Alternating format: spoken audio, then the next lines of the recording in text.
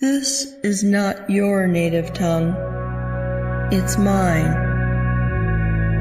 I speak in discernible tones that you don't seem to hear, or don't want to. Perhaps you assume there's nothing to know, but I know, and I'm not telling.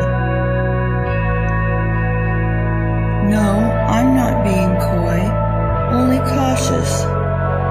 I don't know you, and I have trust issues.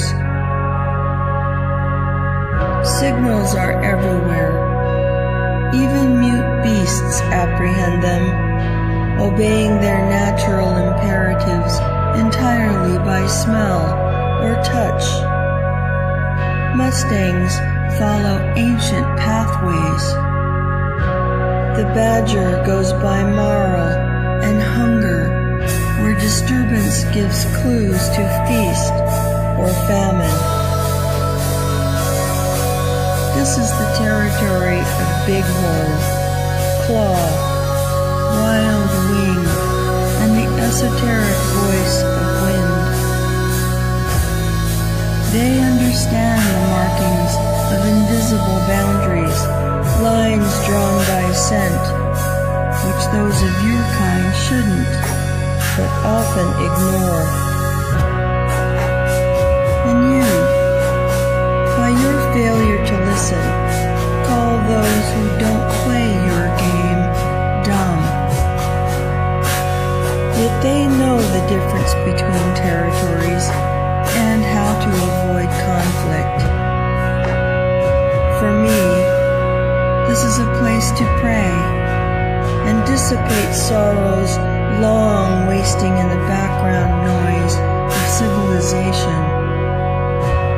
It's more than instinct or intuition that guides such desires. Where hearing truces in the wind, the wildlife can come home to dens of welcome and avoid the razor traps and horror pits of living nightmares. Here, you are the trespasser, interrupting the wilderness spirit with your turmoil and arrogant false confidence. Your mistake will be spotted from every lookout, and if the bear or cougar wants you, they will have you. You forget the consequences can be terrible as you trample sacred ground. But there are eyes on you, waiting in sheltered recesses. Some of them will see you and tell all the others who will also watch. And though your own kind turns a blind eye, I get pleasure from knowing you aren't getting away with anything. Language, you will find, is a slippery thing. One day, you will be lulled into a deep, forbidden gorge, where the cliffs all around are full of spies, and climbing down through scrub and scarp, your ropes and arrows will fail you.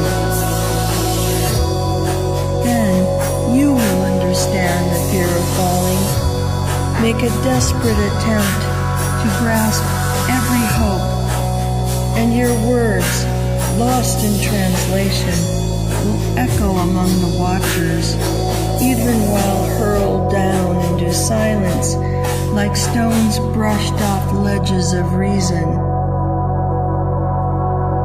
Just when you think you have a grasp on all the meanings, the vocabulary changes, and you are left hanging in the middle of nowhere with no one to help you. And you will call out in your desperation, begging even, for someone as small as a chipmunk, trying to make her feel sorry for you. She will pretend not to know anything at all, while secretly smiling behind the distance she keeps between you. You will get angry because you think you have a superior right to deplete every resource. But knowing she owes you no favors, realizing you have nothing to give her in return, she will leave you there without a single word of apology.